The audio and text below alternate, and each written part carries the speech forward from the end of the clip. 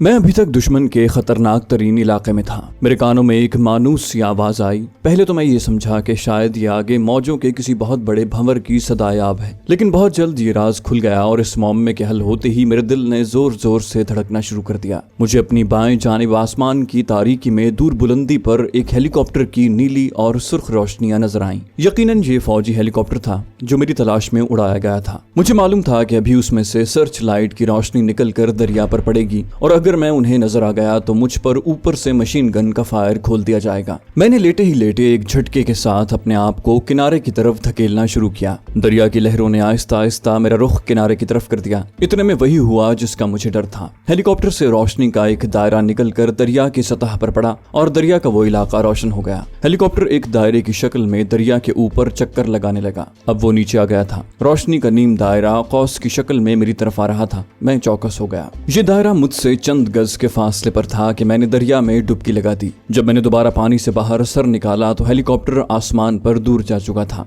और अब एक चक्कर लगाकर दोबारा मेरी तरफ बढ़ रहा था। जब उसकी रोशनी करीब आई तो मैंने एक बार फिर गोता लगाया। मुझे पानी के अंदर ही गोलियों के धमाकों की आवाजें आने लगी। ये हेलीकॉप्टर के हैवी मशीन गन की फायरिंग थी। मैंने दिल ही दिल में खुदा से दुआ मांगी कि या अल्लाह, मेरी जिंदगी तेरे सुपुर्द है, तू ही मुझे इन दुश्मनों से बचा सकता है। दूसरी बार सांस की मुद्दत पूरी हो जाने के बाद मैंने सर पानी से बाहर निकाला तो मेरे करीब ही गोलियों की बौछार पड़ी, लेकिन मैं रोशनी के दायरे में नहीं था। यही मेरी सबसे बड़ी खुशकिस्मती थी। मगर रोशनी के दायरे की कौस मुझसे चंद गज ही दूर थी। मैंने सांस खींचकर एक बार फिर डुबकी लगा दी। दरिया के अंदर ही अंदर मैं अपने पांव को तेजी से चलाने लगा ताकि जितनी जल्दी आगे निकल सकूं निकल जाऊं। मैंने अपना रुख दरिया के किनारे की तरफ कर रखा था। अब जो मैंने अपना सर पानी से बाहर निकाला तो मुझे साहिल के दरख्तों की स्याह दीवार नजर आई। ये स्याह दीवार मुझसे ज्यादा दूर नहीं थी, ताहम मैं उस तरफ जाते हुए घबरा रहा था क्योंकि हो सकता था वहां दुश्मन मौजूद हो, अगरचे उस तरफ से अभी तक एक भी गोली नहीं चली थी। मैंने महसूस किया कि मेरा जिस्म थकन से चूर होने लगा है और मैं ज्यादा दूर तक मुर्दा तारी भी न लगा सकूंगा क्योंकि इसमें भी सांस को एक खास रफ्तार पर रखना पड़ता है और मेरा सांस पहले ही फूला हुआ था। फौजी हेलीकॉप्टर अभी तक दरिया के पाट के दरमियान ऐन ऊपर उसी तरह चक्कर लगा रहा था और उसकी सर्च लाइट मुझे दरिया के वस्त में ही तलाश कर रही थी। फिर हेलीकॉप्टर ने एक गोता सा लगाया और दरिया के दूसरे किनारे की तरफ चला गया। वो दरिया की सतह के काफी करीब आकर मुझे तलाश कर रहा था। मेरे देखते ही देखते कुछ दूर जाने के बाद हेलीकॉप्टर ने अपना रुख उस किनारे की तरफ कर लिया जिधर मैं तैर रहा था। मुसीबत अब मुझ पर नाजिल होने वाली थी। हेलीकॉप्टर नीम दायरे में घूमकर शोर मचाता गड़गड़ाता मेरे करीब आ गया। रोशनी का दायरा उसके साथ साथ दरिया पर चल रहा था। मैंने गोता लगा दिया।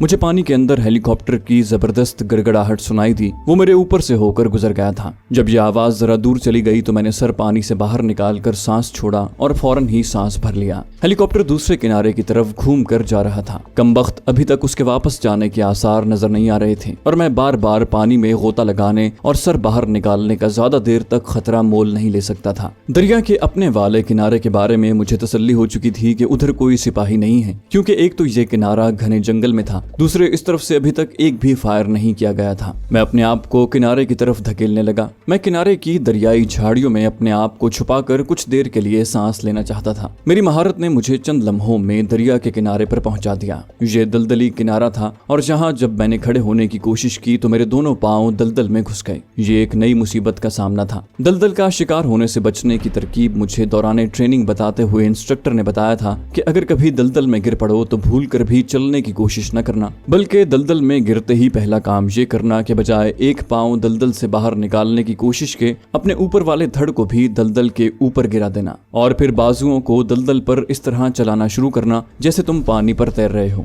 यूं तुम्हारे पांव अपने आप दलदल से बाहर निकल आएंगे और तुम बेशक जोंक की चाल से ही सही मगर दलदल के ऊपर आगे की जानिब खिसकने लगोगे। ट्रेनिंग की हद तक तो ये नुस्खा बड़ा अच्छा था मगर उस वक्त अमली पोजीशन की बात दूसरी थी। फिर भी चूंकि दलदल मुझे नीचे खींच रही थी इसलिए मैंने फौरन अपने आप को बिल्कुल सीने के रुख दलदल पर गिरा दिया और अपने कांधों को यूं आगे की जानिब आहिस्ता आहिस्ता धकेलने लगा जिस तरह कोई मछली कीचड़ में तैरने की कोशिश करती हो। इससे बस यही एक फायदा हुआ कि मैं दलदल में उतरने से बच गया। अब मैं बिल्कुल किसी गीली लकड़ी की तरह दलदल पर पड़ा था। अब मेरे इर्द गिर्द गहरा सन्नाटा और तारीकी थी। इस सन्नाटे में दरिया की बहती लहरों की हल्की हल्की सरसराहट साफ सुनाई दे रही थी, जो दलदल में एक तरह के खौफ को जन्म दे रही थी। दरिया के पाट पर भी अंधेरा छा गया था। आसमान अभी तक बादलों में ढका था और कहीं कोई सितारा नहीं चमक रहा था। मैंने अपना एक गाल दलदल की सतह पर रख दिया और बड़ी आहिस्ता आहिस्ता सांस ले रहा था ताकि मेरे जिस्म पर हवा का दबाव न पड़े, क्योंकि ये दबाव मुझे दलदल में नीचे ले जा सकता था। लेकिन मैं ज्यादा देर तक इस हालत में नहीं रह सकता था,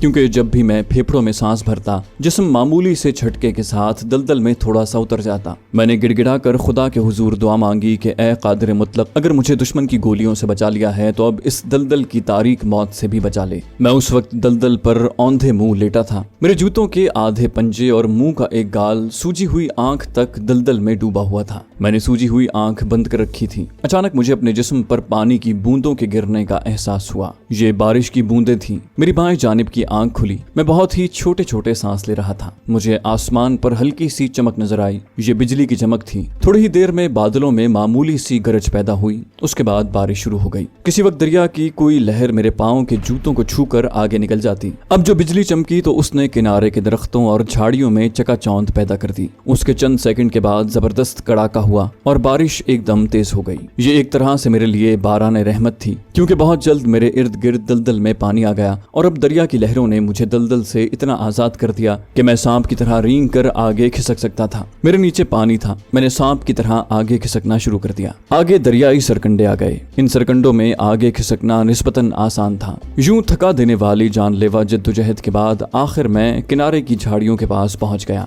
जो आधी दरिया में डूबी हुई थी, मगर जहां दरिया का पानी नहीं था। ऊपर किनारे से बारिश का पानी नीचे आबशार की तरह गिर रहा था। मैं इन झाड़ियों में लोटपोट होकर उठ खड़ा हुआ। ये इतना बड़ा मार्का था कि मुझे यूं लगा जैसे जिंदगी में पहली बार खड़ा होने का तजुर्बा कर रहा हूँ। दलदल की मौत से बच निकलने के बाद एक बार फिर मुझ पर इंडियन मिलिट्री का खौफ तारी हो गया। गिरती बारिश और रात की तारीकी में भागकर दरख्तों के नीचे आ गया। मैंने अपने आप को एक दरख्त के पास ऊंची घास में गिरा दिया। जिस्म इस कदर थक गया था कि बंद बंद दर्द करने लगा था। इस बात का कवी इम्कान था कि मरहट्टा रेजिमेंट के जवान खोजी कुत्ते लेकर मेरी तलाश में निकल खड़े होंगे, क्योंकि उनके नजदीक मैं कोई आम कैदी नहीं, एक पाकिस्तानी जासूस था और वो मुझे इतनी आसानी से छोड़ने वाले नहीं थे। ये भी मेरी खुशकिस्मती थी कि मैं दरिया के उस किनारे पर नहीं निकला था जिधर से मैंने दरिया में छलांग लगाई थी। अब जो थोड़ा सा इत्मीनान मिला तो पता चला कि ढलान पर लुढ़कने की वजह से मेरा जिस्म जगह जगह से छिल गया था और कपड़े फट चुके थे। बड़ी मुसीबत के सामने छोटी मुसीबत दब जाती है। मुझे रगड़ से लगने वाली जरबात और आंख की सूजन की ज्यादा परवाह नहीं थी। उस वक्त मुझे सबसे बड़ी परेशानी ये थी कि मरहट्टा रेजिमेंट के फौजी मेरी तलाश में दरिया के उस साहिल पर भी अनकरीब फैल जाएंगे और फिर खोजी कुत्तों की मदद से घेरा तंग करना शुरू कर देंगे। मेरे पकड़े जाने का इम्कान ज्यादा था। मैं अगर किसी गुंजान शहर की आबादी में फरार होता तो वहां मेरा सुराग लगाना दुश्वार हो जाता, लेकिन मैं इन फौजियों की आंखों के सामने दरिया में कूदा था और मैंने यही कोशिश की होगी कि जल्द से जल्द किनारे पर निकल आऊं। फौजी ऑपरेशन का हल्का बहुत वसी होता है और उन्हें दुश्मन के जंगलों में तलाश करने की खुसूसी ट्रेनिंग दी गई होती है। ये सारे इम्कानात और खदशे मुझे परेशान भी कर रहे थे और दिल ही दिल में उनका तोड़ भी सोच रहा था। बारिश उसी तरह मूसलाधार हो रही थी। घने दरख्त के नीचे बैठे होने की वजह से मैं बारिश की बराह रास्त जद से बचा हुआ था, मगर शाखों में से बारिश की बूंदें मुसलसल मुझ पर टपक रही थी, जहां मेरे लिए ज्यादा देर बैठे रहना खतरनाक था। कुछ देर बाद बारिश की शिद्दत में फर्क आ गया। मेरी आंखें अंधेरे में देखने की आदी हो गई थीं, लेकिन अंधेरा भी घुप था। ताहम दरख्तों और झाड़ियों के धुंधले सुरमई खाके नजर आ रहे थे। दरिया का किनारा दूर आगे जाकर अंधेरे में गुम हो गया था। दूसरे किनारे पर दूर एक ऊंचे टीले पर अंधेरे में रोशनी का एक सितारा सा झिलमिला रहा था। मैं उठा और दरिया के किनारे से हटकर शुमाल मगरिब की तरफ दरख्तों में चलने लगा। ये जंगल नहीं था, क्योंकि यहाँ नारियल और ताड़ के दरख्त ज्यादा थे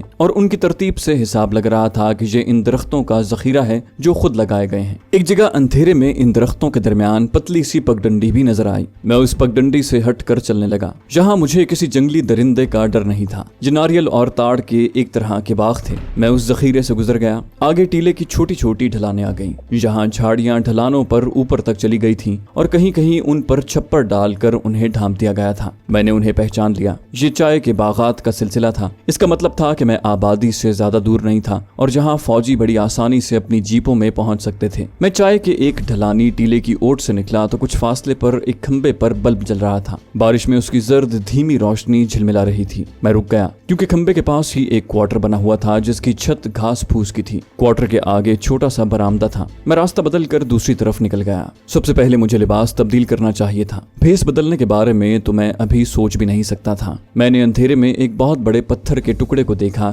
जिसके पहलू में एक गाय छप्पर के नीचे बैठी थी। पत्थर एक छोटी सी चट्टान की तरह था। मैं झुककर चलता हुआ उस छोटी चट्टान के अकब में आ गया। गाय जमीन पर बैठी जुगाली कर रही थी और सामने वाले क्वार्टर पर अंधेरा छाया था। टीलों के ऊपर शायद कोई रेस्ट हाउस था, क्योंकि वहां किसी बरामदे की रोशनी मुझे अपनी तरफ से भी नजर आ रही थी। अगरचे बल्ब मेरी आंखों से ओझल था, मैंने यही फैसला किया कि उस जगह से मुझे जिस कदर जल्दी मुमकिन हो सके निकल जाना चाहिए। मैं चाय के बागात वाले इलाके से दूर होकर चलने लगा। बारिश अब बिल्कुल थम गई थी। हल्की हल्की फुहार का एहसास हो रहा था। मेरी सूजी हुई आंख दर्द कर रही थी और उसमें से पानी मुसलसल बह रहा था। कुछ दूर चलने के बाद एक खेत आ गया। ये आबादी की निशानी थी। शायद कोई गांव करीब था। गांव के नाम से मुझे वहशत होने लगी। गांव में मैं पकड़ा जा सकता था। मैं खेत से हटकर चलते हुए थोड़ी दूर गया तो एक छोटा सा तालाब अंधेरे में धुंधला सा दिखाई दिया। तालाब के किनारे एक तरफ सीढ़ियों वाला घाट बना था। घाट के दोनों जानिब बारादरी थी। तालाब से जरा आगे निकला तो ताड़ के ऊंचे दरख्तों के नीचे एक चिराग जलता देखकर मैं वहीं ठिठक गया। उधर से अगरबत्ती की महक भी आ रही थी। मैं चक्कर काट कर वहां आया तो देखा कि ये एक छोटा सा कब्रिस्तान था। एक कब्र के सरहाने छोटे से ताक में मिट्टी का दिया टिमटिमा रहा था। खुदा जाने ये किस खुशनसीब इंसान की कब्र थी कि उस तारीक रात में भी वहां एक चिराग जल रहा था। कब्र के सरहाने अगरबत्ती भी सुलग रही थी। कब्र पर छोटी सी छत पड़ी थी। मैं उस कब्र के पहलू में बैठ गया और सोचने लगा कि अगर आगे आबादी शुरू हो जाती है तो मुझे उस तरफ जाना चाहिए कि नहीं। जंगल में भी छुप नहीं सकता था। वहां अगर फौजी खोजी कुत्ते लेकर आ गए तो मेरी गिरफ्तारी यकीनी थी। मेरे लिए शहर की आबादी में ही जाकर गुम हो जाना बेहतर था। लेकिन मेरा हुलिया ऐसा था कि हर किसी को मुझ पर शक पड़ सकता था। मैं इन्हीं सोचों में गुम था कि मुझे कुरान शरीफ पढ़ने की आवाज आई। मैं जल्दी से उठकर मिट्टी की एक ऊंची कब्र की ओट में हो गया और बारिश की गिरती फुहार और अंधेरे में जिस तरफ से आवाज आ रही थी उधर आंखें फाड़ कर तकने लगा। कुरान शरीफ पढ़ने की आवाज किसी मर्द की थी और ये आवाज आहिस्ता आहिस्ता चिराग वाली कब्र की तरफ से आ रही थी। फिर मुझे अंधेरे में एक इंसान का हयूला उभरता नजर आया। उस आदमी के सर पर पगड़ी थी। वो चिराग वाली कब्र के पहलू में खड़े होकर कुरान शरीफ की आयत पढ़ रहा था। फिर हाथ उठाकर खामोशी से दुआ मांगी और कब्र के पांव की जानिब सर झुकाकर बैठ गया। शायद जिसकी कब्र थी ये कोई उसका बाप या भाई होगा, मगर उसे उस अंधेरी बारिश वाली रात में यहाँ आकर फातिहा खानी करने की क्या जरूरत थी। शायद ये शख्स मरने वाले से बहुत मोहब्बत करता हो। मैं अपनी जगह पर सांस रोके बैठा था क्योंकि मैं नहीं चाहता था कि उसे मेरी मौजूदगी का इल्म हो। कुछ देर इसी तरह सरनिगूं बैठे रहने के बाद वो आदमी उठा और जिधर से आया था उसी तरफ चला गया। मैंने खुदा का शुक्र अदा किया। अब मैं इत्मीनान से सांस ले सकता था। बारिश की वजह से मिट्टी की शिकस्ता कब्रें गीली हो रही थीं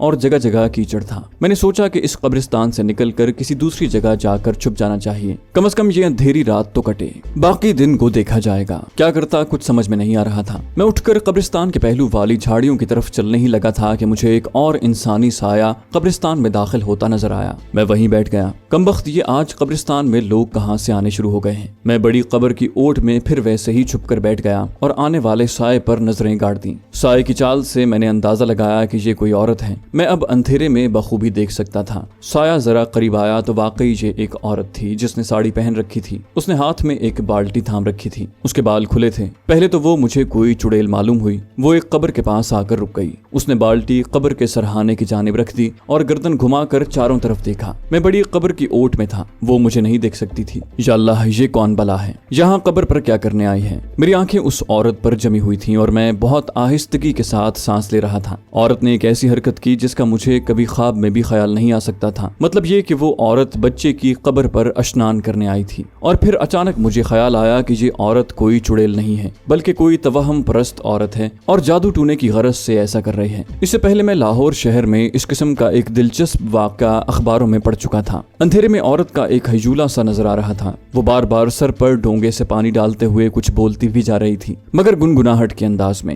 मेरी समझ में कुछ नहीं आ रहा था। सिर्फ उसकी बारीक गुनगुनाहट ही सुनाई दे रही थी। चूंकि मैं लाहौर में होने वाले इसी किस्म के वाक़े की खबर पढ़ चुका था, इसलिए मेरे दिल में अचानक ख्याल पैदा हुआ कि इस औरत से काम लिया जा सकता है। मैं समझ गया कि ये मुसलमान औरत नहीं है और औलाद के लिए ये टोना कर रही है। मैं एकदम कब्र की ओट से निकला और दो चार लंबे लंबे कदम उठाकर अचानक उस औरत के सामने आ गया। औरत पहले तो घबराकर सिमट गई, फिर उसने अपने हल्क से एक खरखराहट की आवाज निकाली, अपने हाथों के पंजे हवा में फैलाए और मुझ पर ऐसी झपटी जैसे कोई चुड़ैल हो। मैंने उसकी गर्दन को अपने बाजुओं में जकड़ लिया और कहा, मैंने तुम्हारा टोना भंग कर दिया है क्योंकि मैं एक मुसलमान हूँ। अब जब तक तू मेरी ख्वाहिश नहीं पूरी करेगी तेरे यहाँ औलाद कभी नहीं होगी। मैं जानता हूँ तू औलाद के लिए इस बच्चे की कब्र पर स्नान कर रही है। ये बात मैंने उसी लाहौर वाले वाक़े की खबर में पढ़ी थी जो बड़ी तफसील से अखबार में छपा था। उसी वाक़े के हवाले से मुझे पता चला था कि बाज ऐसी तवहम परस्त हिंदू औरतें जिनके यहाँ औलाद नहीं होती, एक हफ्ते के मरे हुए किसी बच्चे की कब्र पर जाकर आधी रात को स्नान करती हैं, और अगर उस वक्त कोई मुसलमान मर्द उन्हें देख ले या पकड़ ले तो फिर उनका अमल सिर्फ उसी सूरत में कामयाब हो सकता है कि वो उस मुसलमान मर्द की किसी एक ख्वाहिश को पूरा कर दें। हिंदू औरत ने मेरे आगे हाथ जोड़ दिए और गुजराती में बोली, तूने मेरी संस्कारी भंग कर दी है, अब मुझे टोना पूरा कर लेने दे। बोल तू मुझसे क्या चाहता है, जो कहेगा मैं उसे पूरा करूंगी। मेरा वार कारगर साबित हुआ था। मैंने भी गुजराती में कहा, बाई पहले मुझे ये बताओ कि तेरे घर में कौन कौन है। वो बोली, तू मुझसे ये क्या पूछ रहा है, जल्दी बोल, मैं तेरे क्या काम आ सकती हूँ। अपनी ख्वाहिश पूरी कर और मुझे अपना टोना शुरू करने दे। वो मेरा हुलिया देख कर पहले ही कुछ परेशान थी। अब मैंने रोबदार आवाज में कहा, तू जानती है कि मैंने तुझसे अपनी ख्वाहिश को पूरा न किया तो सारी जिंदगी भी अगर कब्रों पर स्नान आकर करती रहे तो तेरे बच्चा नहीं होगा। औरत ने किसी कदर रोते हुए कहा, इसीलिए तो पूछ रही हूँ कि तू क्या चाहता है। मैंने कहा, सुन, पहली बात यह है कि किसी को ये न बताना कि तूने मुझे देखा है। दूसरी बात यह है कि मुझे अपने घर में या घर के किसी कोने में इस तरह छुपा दे कि मुझे कोई न देखे, फिर मैं तुम्हें अपनी असली ख्वाहिश बताऊंगा। हिंदू औरत गड़बड़ा गई। उसने मुझसे लिपटने की कोशिश की तो मैंने उसकी गर्दन दबोच ली। जरा दबाया तो उसकी आंखें बाहर निकल आईं। मैंने उसे छोड़ दिया और कहा, क्या तू औलाद नहीं चाहती? इसलिए जैसा मैं कहता हूँ वैसा कर। बता, तेरे घर में कोई ऐसी जगह है जहाँ मैं छुप सकूं? औरत बोली, मेरे साथ चलो। उसने कोई श्लोक पढ़कर 3 बार बाल्टी में से चुल्लू भर पानी निकालकर बाहर कब्र पर फेंका और बाल्टी उठाकर मेरे आगे आगे चल दी। मैं उसके पीछे चलने लगा। हम कब्रों में से गुजरे तो वो बाएं तरफ मुड़ गई। यहाँ अंधेरी नशेब में एक पगडंडी दूर दरख्तों के एक झुंड की तरफ जा रही थी। हिंदू औरत तेज तेज चल रही थी। दरख्तों के तारीक झुंड के करीब पहुंचकर वो रुक गई और पलट कर बोली, मेरा पति शहर गया हुआ है पर मेरी सास और ससुर घर में ही हैं। अब आवाज मत निकालना, चुपके से मेरे पीछे आ जाओ। ये बात उसने सरगोशी में कही थी। मैंने इस बात में सर हिला दिया। दरख्तों के झुंड में गहरा अंधेरा था। उस अंधेरे में मुझे दूर 4 झोंपड़ी नुमा मकानों के खाके दिखाई दिए। वो मुझे एक तरफ बनी हुई अलग झोंपड़ी में ले गई। अंदर घास फूस और उपलों की बू फैली हुई थी। उसने झोंपड़ी का दरवाजा बंद कर दिया। यहाँ एक तरफ उपलों का ढेर था और दूसरी जानिब चारे की ऊंची ढेरी लगी थी। उस हिंदू औरत ने बाल्टी दरवाजे के पास ही रख दी और मेरा हाथ पकड़कर मुझे उपलों के ढेर के पीछे एक जगह ले गई। मुझे कांधों से पकड़कर नीचे बिठाया और खुद भी मेरे सामने होकर बैठ गई। सरगोशी में बोली, मैं जानती हूँ तू क्या चाहता है। मैं तुझे इसीलिए झोंपड़े में ले आई हूँ। मेरा वक्त निकला जा रहा है, देर न कर। मैंने उसका हाथ थाम लिया और कहा, मैं तेरे साथ कोई बुरा सलूक नहीं करूंगा। बस अब मेरी ख्वाहिश सुन। मैं यहाँ 2 दिन बंद रहना चाहता हूँ। तू मुझे नए कपड़े ला कर देगी और 2 दिन मुझे यहाँ खाना पानी देगी। उसके बाद मैं यहाँ से चला जाऊंगा। लेकिन अगर इन 2 दिनों में तूने मेरे बारे में किसी से बात की तो मैं अपनी ख्वाहिश को अधूरा ही छोड़ दूंगा। और तू जानती है कि फिर तेरे यहाँ कभी बच्चा पैदा नहीं होगा और तू टोना भी नहीं कर सकेगी। हिंदू औरत का जिस्म ढीला पड़ गया था। उसने गर्दन एक तरफ ढलका ली और साड़ी के पल्लू से अपने माथे पर आए हुए गीले बालों के पानी को पोंछते हुए रोती हुई आवाज में बोली, तो क्या मेरा सनीचर भंग हो जाएगा? मैंने कहा, हाँ, तू मेरी ख्वाहिश पूरी करने के बाद अगले सनीचर की रात को दोबारा कब्र पर जाकर अपना टोना कर सकेगी। उसने आजिज़ी से मेरे सामने एक बार फिर हाथ जोड़ते हुए कहा, तू कैसा मर्द है रे? ये क्या ख्वाहिश बता रहा है कि तू मेरे पास 2 दिन रहकर क्या करेगा? मैंने कहा, अगर औलाद चाहती है तो जैसा मैं कहता हूँ वैसा ही कर,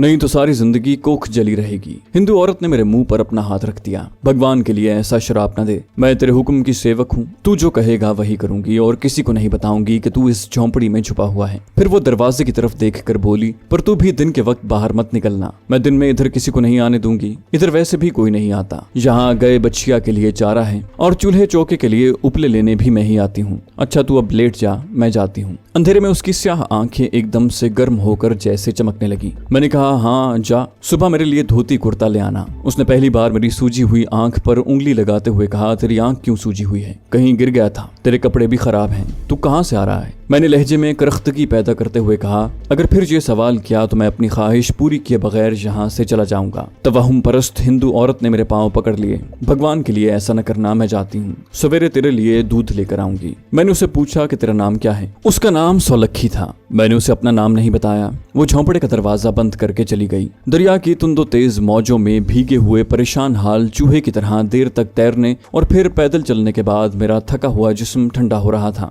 रही सही कसर बारिश ने पूरी कर दी थी। झोंपड़ी की नीम गर्म फजा ने मेरे आसाब को बेहद सुकून दिया। दूसरी तरफ मैं काफी हद तक महफूज हो गया था। इन तमाम महसूसात ने मिलजुल कर मुझ पर गुनूदगी तारी कर दी और मैं वहीं उपलों के दरमियान थोड़ी सी खाली जगह में सिमट सिमटा कर लेट गया और फौरन ही मुझे नींद आ गई।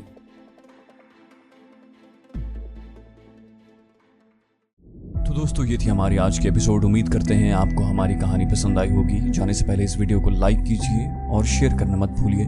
कमेंट करके हमें बताइए कि आपको हमारी वीडियो कैसी लगी। और अगर अभी तक आपने इस चैनल को सब्सक्राइब नहीं किया तो इसे सब्सक्राइब कीजिए और बेल आइकन दबाकर ऑल नोटिफिकेशंस ऑन कर लीजिए।